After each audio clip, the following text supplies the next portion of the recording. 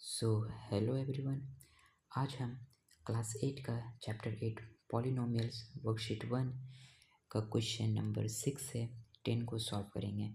इससे पिछला पार्ट में हम लोगों ने क्वेश्चन नंबर 1 से क्वेश्चन नंबर 5 सॉल्व कर लिया था, तो आज हमें 6 से 10 सॉल्व करना है। तो इसे सॉल्व करते हैं।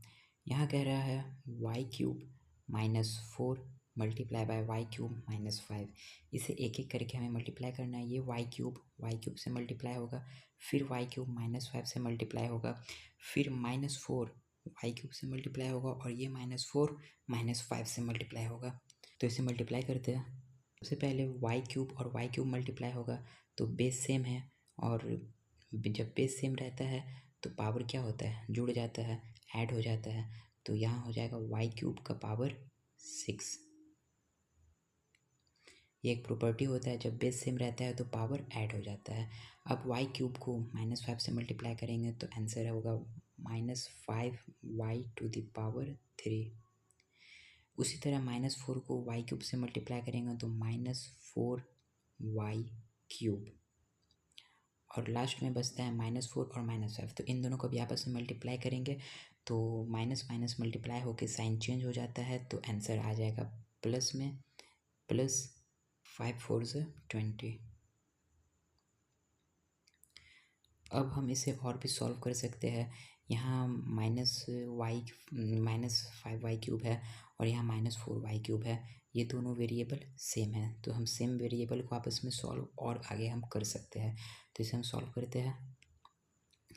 तो ये एज इट इज़ y⁻6 लिखा जाएगा, -5y और -4y, ये -5y और ये -4y, ये दोनों सॉल्व होगा तो क्या हो जाएगा, माइनस माइनस आपस में ऐड हो जाएगा और साइन माइनस ही का लगा रहेगा, तो -9y³ और लास्ट में बचता है 20, तो हम वो लास्ट में लिख देंगे +20।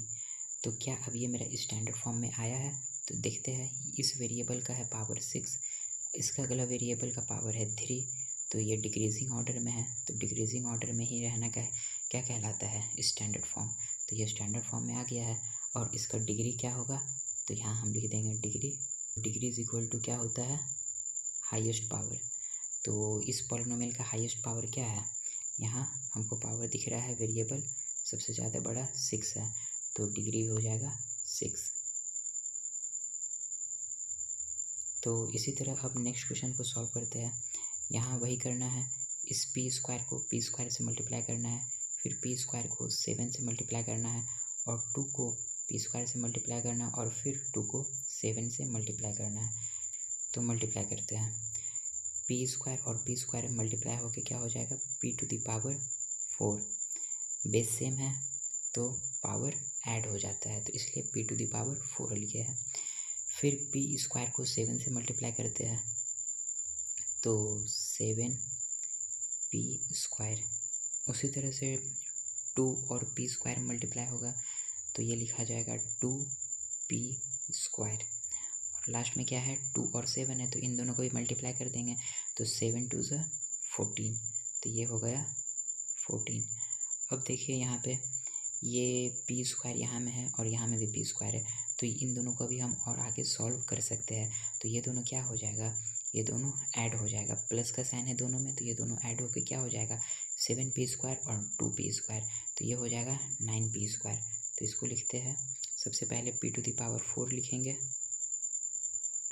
और इन दोनों को ऐड करने पे क्या आया था, 9p², तो यहाँ पे 9p² लिखा गया, और लास्ट में बचा 14, ये हो गया 14।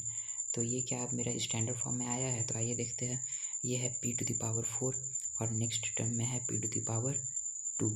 तो ये मेरा सभी वेरिएबल डिक्रीजिंग ऑर्डर में है, तो ये मेरा स्टैंडर्ड फॉर्म में है।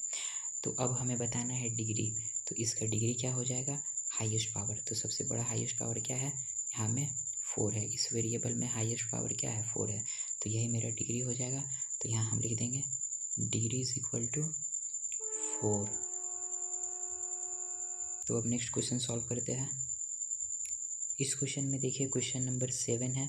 यहाँ सभी टर्म जो है वो फ्रैक्शन में दिया है, तो तो ये भी फ्रैक्शन में है, ये 3/4 फ्रैक्शन में है, ये 2/3 भी फ्रैक्शन में है। तो फ्रैक्शन वाले को किस तरीके से सॉल्व करना है? पहली बात, इसे हमें सॉल्व नहीं करना है, ये मेरा ऑलरेडी लिखा है पॉलिनोमियल, सही फॉर्म में लिखा है, बस इसे स्टैंडर्ड फॉर्म में लिखना है। तो स्टैंडर्ड फॉर्म में लिखने के लिए सबसे बड़ा वेरिएबल को लिखना होता है। तो यहाँ z का पावर 1 है, यहाँ z का पावर 2 है और यहाँ z का पावर 3 है। तो सबसे बड़ा ये हुआ, तो सबसे पहले इसी को लिखेंगे, -2/3 z³ पहले लिखाएगा।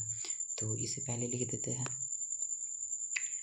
-2/3 z³। फिर उसके बाद अगला टर्म क्या है, z²। ये z का पावर 2 जो है ये इससे बड़ा है नेक्स्ट में, तो इसलिए ये लिखा जाएगा डिक्रीजिंग ऑर्डर में, -3/4 z²। अब इससे छोटा क्या है, अब इससे छोटा z है, तो ये z बचा है, तो इसको भी लिख देंगे नीचे अगला में, तो ये हो जाएगा +5/6 z। और लास्ट में क्या बचा, ये 1 बच गया, तो इस 1 को भी अब लिख देते हैं, ये हो गया +1। तो ये हो गया मेरा सॉल्व, ये मेरे स्टैंडर्ड फॉर्म में आ गया है। सबसे पहले z का पावर 3 है, यहाँ z का पावर 2 है और यहाँ में z है, स्टैंडर्ड फॉर्म में आ गया है। अब क्या लिखना रहता है, डिग्री बताना है। तो डिग्री क्या होता है, हाईएस्ट पावर। हाईएस्ट पावर क्या है, z का पावर 3। तो इस वेरिएबल में क्या है, इस वेरिएबल में लिखा है 3, तो यही मेरा हो जाएगा डिग्री। तो यहाँ लिख देंगे डिग्री इज इक्वल टू 3। ये क्वेश्चन हो गया। अब नेक्स्ट क्वेश्चन सॉल्व करते हैं। यहाँ क्वेश्चन नंबर 9 में मेरा पॉलिनोमियल लिखा हुआ है, बस इसे अरेंज करके स्टैंडर्ड फॉर्म में लिखना है। तो स्टैंडर्ड फॉर्म में लिखने के लिए सबसे पहले बड़ा पावर को चेक करते हैं। इस वेरिएबल p वेरिएबल में पावर 6 है, यहाँ p का पावर 5 है, p का पावर 2 है और ये p का पावर 1 है। तो सबसे पहले क्या लिखेंगे, p का पावर 6, तो इससे पहले लिख देते हैं 15 p टू द पावर 6। उससे छोटा क्या है, उससे छोटा 5 हमको दिख रहा है, तो -p टू द पावर 5 लिख देंगे। इससे छोटा क्या है, इससे छोटा 4p² है, तो 4p² लिख देंगे। यही वेरिएबल सबसे छोटा है, तो ये लिख दिया। और इस वेरिएबल से और छोटा क्या है, 4p है, तो 4p लिख देंगे। और लास्ट में बच गया कांस्टेंट टर्म 3, ये मेरा 3 लिखा गया। अब यहाँ देखिए ये सभी आ गया है स्टैंडर्ड फॉर्म में, p टू द पावर 6, फिर p टू द पावर 5 और p टू द पावर 2 और यहाँ है p टू द पावर 1। ये स्टैंडर्ड फॉर्म में आ गया है। अब इसका डिग्री क्या है, हाईएस्ट पावर। तो हाईएस्ट पावर क्या है, 6 है हाईएस्ट पावर, तो ये मेरा डिग्री इज इक्वल टू क्या हो जाएगा, 6। तो यहाँ लिख देते हैं डिग्री इज इक्वल टू 6। उसी तरह से क्वेश्चन 10 भी देख लेते हैं। तो क्वेश्चन 10 में लिखा है q to the power 10, q to the power 6 minus q to the power 4 और plus q to the power 8। तो इसमें q टू द पावर 10 तो ठीक है, सबसे बड़ा है। उसके बाद हमको ये लिखना है 8 और लास्ट में 6 और सबसे आखिर में 4 लिख देना है। तो इसी फॉर्म में इसको भी लिख देते हैं, q to the power 10 plus q to the power 8 और plus q to the power 6 और minus q to the power 4। ये हो गया मेरे स्टैंडर्ड फॉर्म में। अब स्टैंडर्ड फॉर्म में लिख दिया है। अब ये देख लीजिए q टू द पावर 10 है, q टू द पावर 8 है, यहाँ 6 है और यहाँ 4 है, सब डिक्रीजिंग ऑर्डर में है। तो ये मेरे स्टैंडर्ड फॉर्म लिखा गया है। अब बताना है डिग्री। तो इसका डिग्री क्या है, हाईएस्ट पावर में 10 है, तो degree is equal to highest power. तो हाईएस्ट पावर क्या है, 10, तो यहाँ लिख देंगे d इज इक्वल टू 10। तो यहाँ मेरा वर्कशीट 1 सॉल्व हो गया है।